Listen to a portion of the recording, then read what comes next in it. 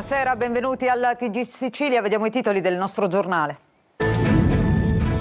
Padre e figlia di 4 anni, originari di Caltanissetta, bloccati in Iran senza documenti. La madre scappa con i loro passaporti negando la possibilità di rientrare in Sicilia. L'appello dell'uomo alle istituzioni italiane.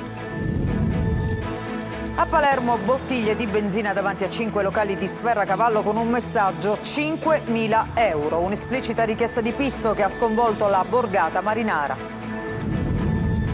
Catania, anziana circuita dalla vicina di casa per sottrarle 3 milioni di euro. 2 le donne arrestate, le indagini avviate dopo la segnalazione di un istituto bancario su movimenti sospetti. Diversi i professionisti coinvolti nella truffa. Protesta dei lavoratori part-time dell'ASP di Agrigento davanti alla prefettura. I sindacati sollecitano un intervento da parte della regione per stabilizzarli e trasformare i contratti in full-time. Tari sempre più cara in Sicilia. Catania è la prima città d'Italia. Per l'amministrazione comunale il dato risente del fenomeno dei conferimenti illeciti da chi proviene da altri comuni. Il messinese set di grandi produzioni cinematografiche. In città si girano le scene di un film su Don Chisciotte. Nei mesi scorsi il regista Christopher Nolan ha scelto le Eolie per il Colossal The Odyssey e Stromboli è invece il set del terzo capitolo di Avatar della Disney. Calcio, Catania in vetta alla classifica di Serie C. In Serie B il Palermo non riesce a decollare.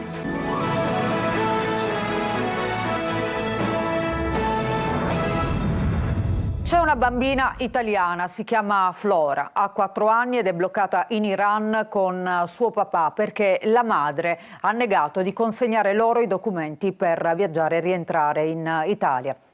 Il padre ha lanciato un appello e adesso il caso è seguito da vicino dalla Farnesina. Eva Spampinato.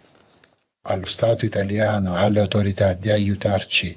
L'appello di papà Andrea ha fatto il giro del web e soprattutto è arrivato all'attenzione della Farnesina e del consolato italiano a Teheran. Lui e la sua piccola Flora, 4 anni, cittadina italiana con doppio passaporto, stanno vivendo un incubo, intrappolati in Iran, senza documenti della piccola e senza più notizie della madre. C'è una novità importante ed è quella: con una relazione che attendiamo dal consolato, si recherà il mio assistito presso la sede per poterlo ottenere, ad adire il Tribunale di Roma, competente in questo caso, a poter ottenere in casi di urgenza come questo un provvedimento. Andrea Papale viveva a Londra, si era sposato e lavorava come infermiere. 2 anni fa la decisione di separarsi in modo pacifico. Lui torna in Italia, nel suo paese, a Caltagirone, lei torna in Iran. Inizia il percorso legale. Andrea periodicamente va in Iran per vedere la bambina in attesa dell'udienza già fissata per gennaio dal Tribunale di Caltagirone per decidere sull'affidamento.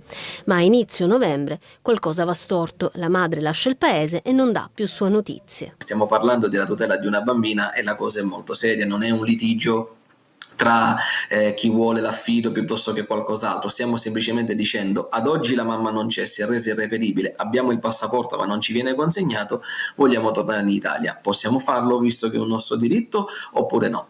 Se la speranza anima le azioni tempestive degli avvocati italiani, c'è una paura che aleggia, quella che Flora possa diventare l'ennesimo caso di bambina contesa a livello internazionale.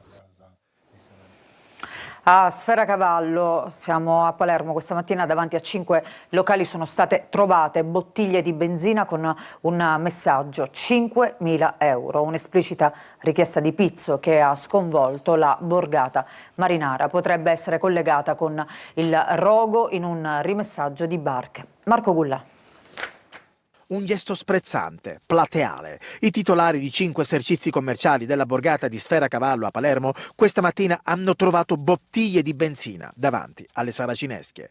L'episodio ha coinvolto il bar del Golfo, la trattoria Temptation, i ristoranti Il Gracale e il Delfino e un tabacchi. Come vedete dalle immagini, nelle bottiglie di benzina c'è anche un'etichetta, o meglio, un messaggio in vista del Natale, con scritto 5.000 euro. La polizia scientifica ha effettuato i rilievi, ha acquisito i filmati dei sistemi di videosorveglianza. Le immagini mostrerebbero alcuni giovani scendere da auto con il volto coperto da cappucci e sacchetti con bottiglie di benzina lasciate poi davanti ai negozi. Brutta situazione che è da vivere sia da abitante che comunque da attività come prima cosa.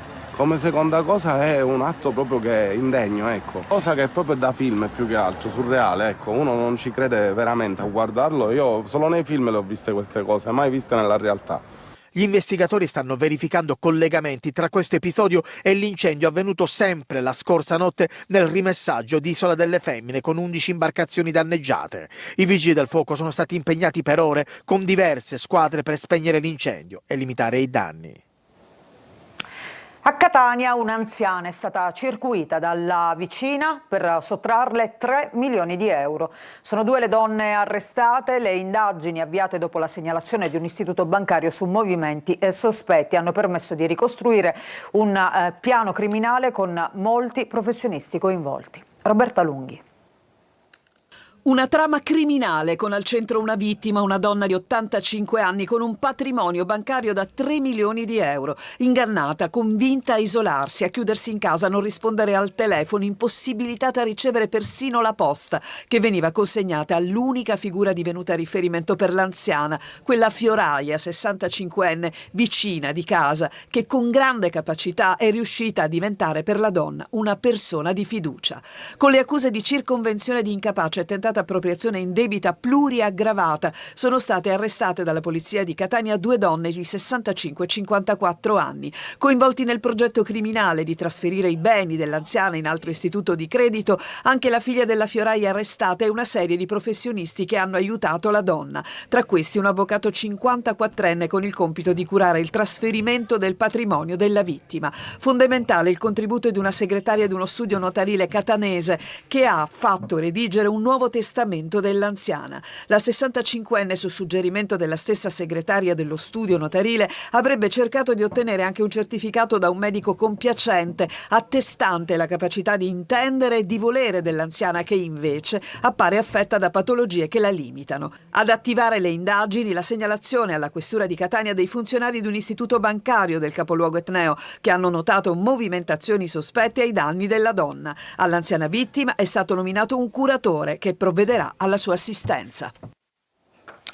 Si è concluso con 3 assoluzioni il processo per la morte di Aldo Naro, neolaureato in medicina colpito con un calcio in testa e ucciso la notte del 13 febbraio 2015 in una discoteca di Palermo mentre era a terra. La Corte d'Assise ha assolto per non aver commesso il fatto Francesco Troia, imputato di omicidio preterintenzionale, Gabriele Citarella e Pietro Covello. Per il primo la procura aveva chiesto 10 anni, per gli altri invece la soluzione. Tutti lavoravano come buttafuori nel locale. Per l'omicidio è stato condannato separatamente con sentenza ormai definitiva Andrea Balsamo, il giovane che ha colpito la vittima. Reo confesso, ha sempre negato però di aver avuto intenzione di uccidere Naro.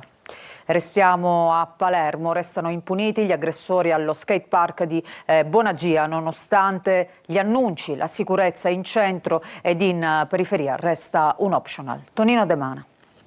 Mi ritengo in un certo senso quasi fortunato a essere stato io il succube di questa aggressione e non ragazzi minorenni che spesso sono con noi. I lividi sul volto, le ossa nasali rotte, qualche dolore ancora e il senso di protezione per i più giovani. Lo skater medico aggredito a Bonagia è ancora scosso, così come l'intero quartiere di Palermo alle prese con l'ennesimo branco, capace di essere spietato e violento. Insulti, calci e sassi agli ignari rotellisti solo per il gusto di provocare o per far male. Questa volta si cercano 6-7 ragazzini che in modo spregiudicato e gratuito hanno fatto irruzione nello skate park tra via Guido Rossa e via della Giraffa che l'amministrazione comunale di Palermo conta di inaugurare entro dicembre. È stato un fatto grave e tristissimo, ha dichiarato Alessandro Anello, assessore allo sport del comune, per il quale auspico che i responsabili siano individuati al più presto dalle forze dell'ordine e puniti in modo severissimo. E se il pestaggio non scalfisce il progetto di rilancio sportivo di Bonagia,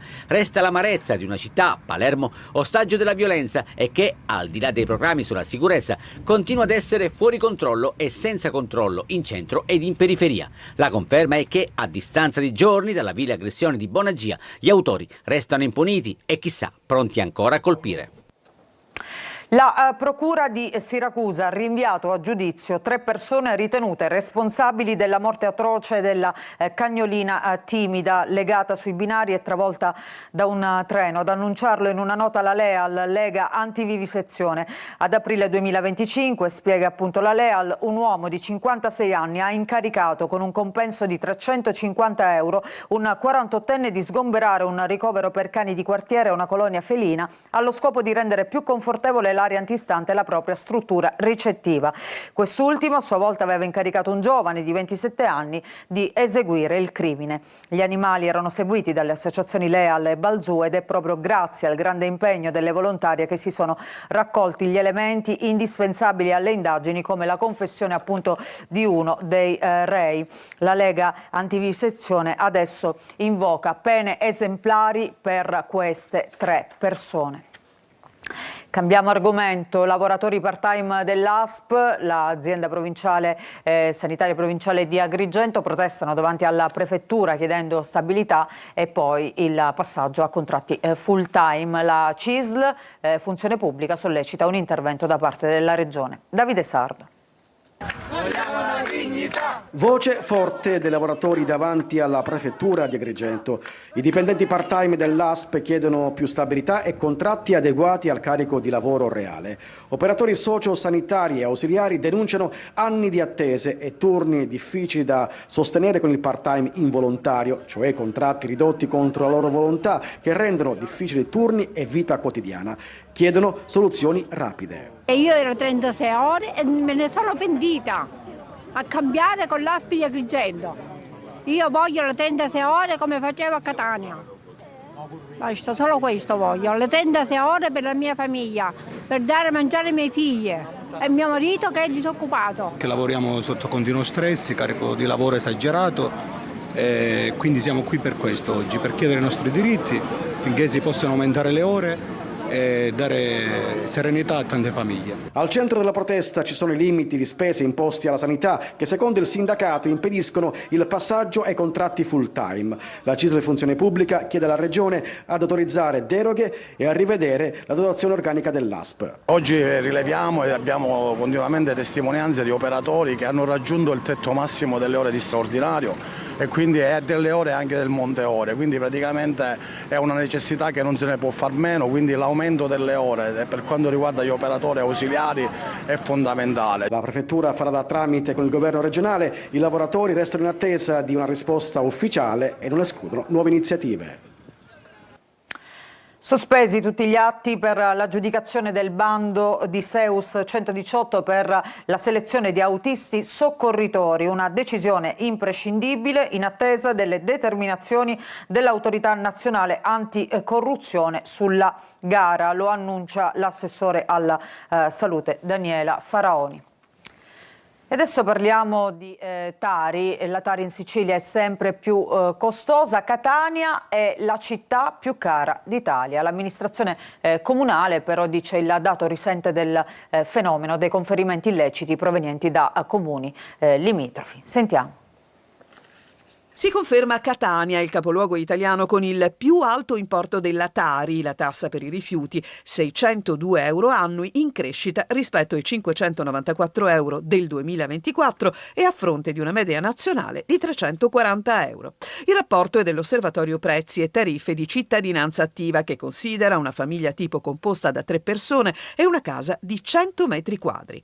Tutta la Sicilia resta tra le regioni con la Tari più elevata d'Italia. Nel 2025 le famiglie siciliane hanno speso in media 402 euro, con un aumento del 3,1% rispetto al 2024, un dato che colloca la regione al terzo posto nazionale, subito dopo Puglia e Campania. Il comune di Catania in una nota specifica che il dato negativo risente del fenomeno dei conferimenti illeciti provenienti dai comuni limitrofi, dall'attività di bonifica delle discariche abusive con l'aumento dei quantitativi di indifferenziata, dalla saturazione degli impianti di conferimento regionale e dalla necessità di trasferire rifiuti fuori dai confini nazionali. Nonostante ciò, si legge nella nota, il percorso intrapreso negli ultimi anni testimonia un'inversione di tendenza, con la raccolta differenziata cresciuta al 37%. L'isola comunque sulla percentuale della differenziata si ferma, secondo l'ultimo rapporto ISPRA, al 55,2%, il punto più basso in Italia. Alla vigilia della giornata internazionale contro le violenze sulle donne, a Noto, nel Siracusano, è stata inaugurata una stanza rosa, esattamente nel commissariato di polizia, un luogo reso accogliente anche dalle opere donate dagli studenti, dove le donne possono sentirsi al sicuro e denunciare le violenze subite. Il questore Pellicone al nostro telegiornale ci dice: firmo ammonimenti quasi ogni giorno. Francesca Loi. Fare sentire le donne vittime di violenza al sicuro nel momento forse più difficile per loro, quando con la memoria devono rivivere ciò che hanno subito. Sempre in più città nascono le stanze rosa, luoghi dedicati proprio a questo. Qui siamo nel commissariato di Noto. Questa è la terza stanza che noi inauguriamo negli ultimi tempi in provincia di Siracusa. È un luogo accogliente, un luogo dove noi speriamo di ricevere le segnalazioni o le denunce delle persone in difficoltà. Una stanza realizzata in collaborazione con il Rotary, progettata per aiutare le donne a trovare un po' di tranquillità. E queste opere, donate dagli studenti del liceo artistico di Noto, alleggeriscono l'atmosfera. I ragazzi stanno ancora lavorando, ci sono altre opere che si aggiungeranno a quello già consegnato. Arricchiremo questa stanza con ulteriori lavori, soprattutto per quello che riguarda i bambini che eventualmente dovessero venire. Dalle pubblicità progresso ai reel sui social, passando per gli incontri con i ragazzi. Si fa di tutto per cercare di mettere un punto alle continue violenze sulle donne. Ma quando la prevenzione non basta, fondamentale è trovare il coraggio di denunciare. Le denunce ci aiutano a intervenire prima che sia troppo tardi. Sono aumentati gli ammonimenti che firmo quasi quotidianamente, i codici rossi purtroppo sono elevatissimi, quindi è importante per le vittime denunciare. Presentato a Catania il calendario 2026 di Pax Christi, dedicato ai testimoni di pace, gli studenti coinvolti nell'iniziativa Credere nella Speranza. Giusy Lazzara. La storia è fatta anche dai testimoni di pace, uomini e donne che si sono impegnati scommettendo la loro vita per affermare la legalità e la non violenza. A loro è dedicato il calendario 2026 di Pax Christi Nazionale, con il punto pace di Catania ancora una volta impegnato nel realizzarlo. Coinvolti in questo percorso i giovani dell'Istituto Penale per i Minorenni di Catania, gli studenti dei licei Lombardo Radice, Ettore Majorana e dell'Istituto Comprensivo Musco. Hanno letto e commentato le storie e le vite di Maria Elena Garcia, Suor Rosemary Lynch, Danilo Dolci, Aldo Capitini, Martin Luther King, Giorgio Lapira, Oscar Romero, Don Lorenzo Milani, Betta Casses, Simone Veil e Etti Illesum. Vite straordinariamente normali che hanno segnato la storia del Novecento. I testimoni di pace sono donne e uomini che nella famiglia, nella scuola, nella chiesa, davvero costruiscono ogni giorno questo progetto che è appunto la pace. Mi sono occupata principalmente di Ettilisum ed era ebrea. Nonostante sapesse la sorte che gli aspettava, ha deciso di continuare a credere nella speranza e nell'amore. Malala è stata una donna che è stata violentata, ha fatto tante cose per non mollare. Coinvolti anche giovani musicisti dell'Istituto Musco, insegnanti e l'osservatorio sulla dispersione scolastica della prefettura, insieme per far crescere l'educazione alla pace a partire dalle aule scolastiche. E adesso parliamo del grande cinema che sceglie il Messinese. In città si gira un film su Don Chisciotte, ma nei mesi scorsi alle Olie, ricordiamo, si sono girate le scene del Colossal sull'Odissea di Christopher Nolan, mentre la Disney ha scelto Stromboli come volto del terzo capitolo di Avatar. Sentiamo Francesco Triolo. Da Omero a Cervantes si ha l'animazione futuristica della Disney. Il territorio messinese si riscopre location cinematografica d'eccezione. Nei mesi scorsi sono state girate alle Isole Olie diverse scene dell'Odissea, il capolavoro di Christopher Nolan con Matt Damon nei panni di Ulisse, in uscita il prossimo anno. Al comune sono state presentate invece le scene iniziali del Don Chisciotte di Fabio Segatori, ambientato nella Messina del 1571 e che sarà proiettato nelle sale nel 2026. È un set set totalmente ricostruito, perché la Messina del 1571, di quella Messina non c'è più nulla. Quindi abbiamo dovuto fare uno studio filologico durato mesi e mesi e con uno staff di tecnici che ha ricostruito in 3D la Messina del 1571. È stato un lavoro molto intenso e molto appassionante e i risultati li vedrete sul grande schermo. Dal 17 dicembre invece sarà nelle sale il terzo capitolo della saga Avatar di James Cameron e protagonista sarà Stromboli, l'isola che sembra nascere dal cuore del Mar Tirreno e che è stata scelta dalla Disney come uno dei volti di Pandora. La scelta di Stromboli non è affatto casuale, il suo vulcano sempre attivo, i paesaggi scolpiti dalla lava e le notti che brillano sotto un cielo senza filtri naturali offrono un'atmosfera che sembra già uscita da un'altra dimensione. Ben vengano questi tipi di attività che non servono solo ad attrarre ma anche a fare conoscere cultura, turismo, cinematografia, sono binomi che secondo me in Sicilia possono camminare. Facciamo una pausa, tra poco torniamo invece con il calcio.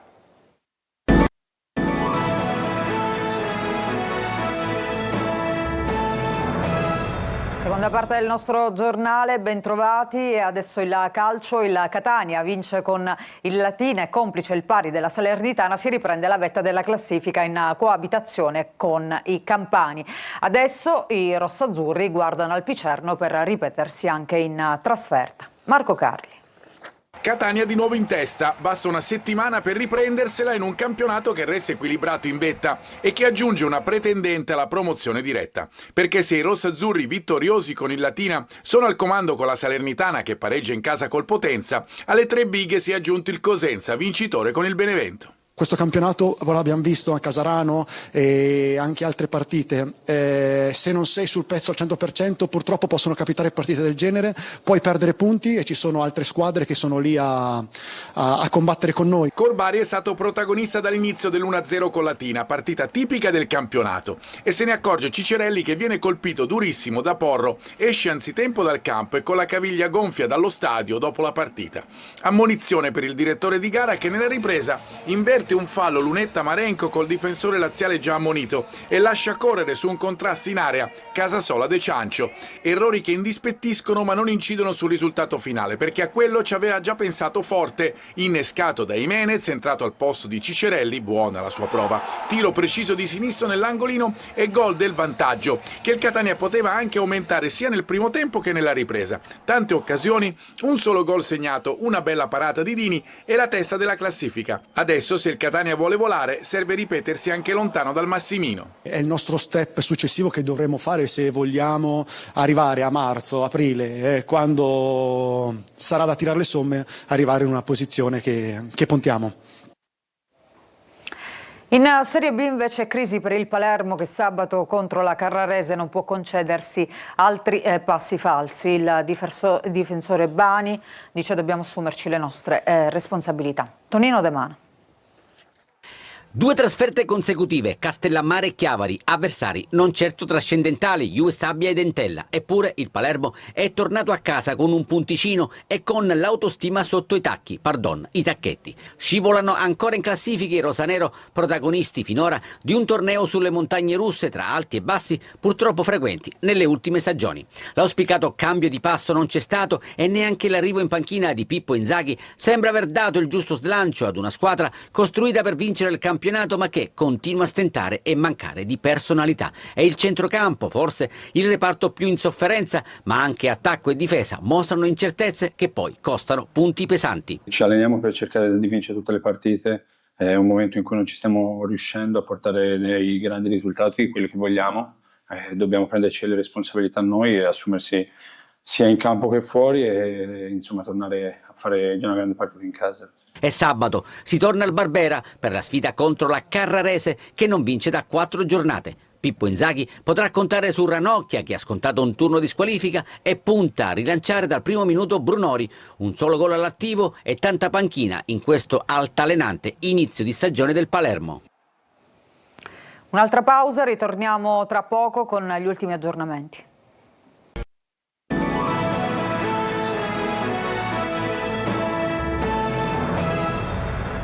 Adesso il basket, salgono a 5 i punti di penalizzazione che il Trapani Shark dovrà scontare nel campionato in corso. Questa è la decisione del Consiglio federale della Feder Basket per non aver versato entro il 31 agosto una rata da 121.000 euro all'Agenzia delle Entrate. Con questa notizia si chiude questa edizione del TG Sicilia. Grazie per averci seguito, a tutti voi un buon proseguimento di serata.